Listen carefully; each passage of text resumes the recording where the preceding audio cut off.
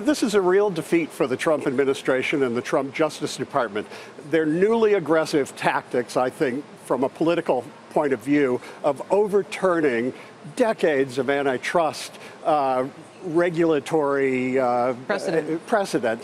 This is a real victory for the free market against the overreach of regulations of the DOJ's antitrust division. On that very note, let's go to Eamon Javers with more on what this means for the Justice Department now, Eamon.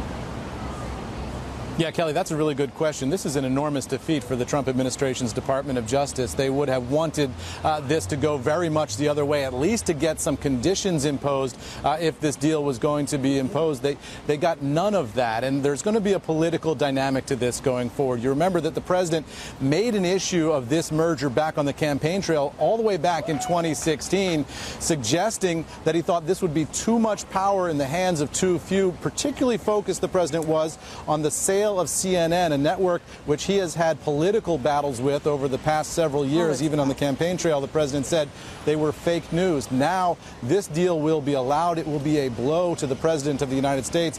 He is currently in the air on Air Force One on his way back from a refueling stop in Guam, where they were on the ground a few hours ago. We'll wait and see whether the president issues any tweets here in the wake of this decision, because he will have real-time communications on Air Force One. He will know exactly what has been decided here and the blow that this represents to his case, that this was simply too much power in the hands of too few, Kelly. Yeah, Eamon, thank you. The president tweeted just in the last 7 minutes about his meeting with Kim Jong-un, but not yet about this ruling. So we'll, of course, watch and see if he does that. But, Kourtney, you were saying you didn't think there was any basis that it would harm the consumer. No, I don't think so. And clearly the judge agreed. At the end of the day, this gives an opportunity for these companies to compete.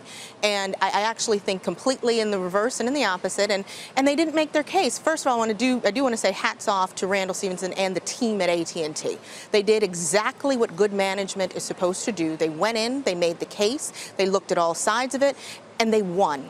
And I think this is a tremendous opportunity to, like I said before, inject growth into this company, into one that's been valued before. And now it also feels like game on, Mike. Oh, gosh. It's completely game on. Game on. It's a very unusual situation where you have a ruling like this and all the other competitors are fully loaded and poised, ready to go with deals or proposals or anything like that. That's one thing. I also do think a reality check makes sense.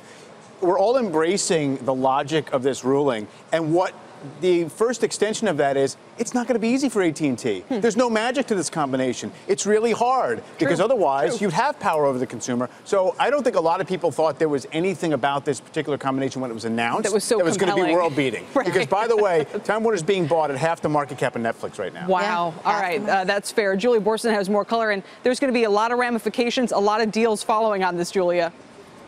Absolutely. I mean, I think there's a real reason that we see Fox shares up dramatically. Fox shares up now nearly 5%. It's because now the media M&A floodgates have opened. What's most notable about what Hampton Pearson just reported is the fact that the judge urged the Department of Justice to not request a stay, which means that the DOJ is now much less likely to try to put a hold on the deal. There was always the risk that the deal was that his verdict ruled in the favor of AT&T, but he also had restrictions and the kinds of things that could really slow down the deal and also challenge the commitment of AT&T and Time Warner to the deal. The fact that the deal has come with no restrictions and also the encouragement not to put a stay on the deal means it's very likely to close very soon.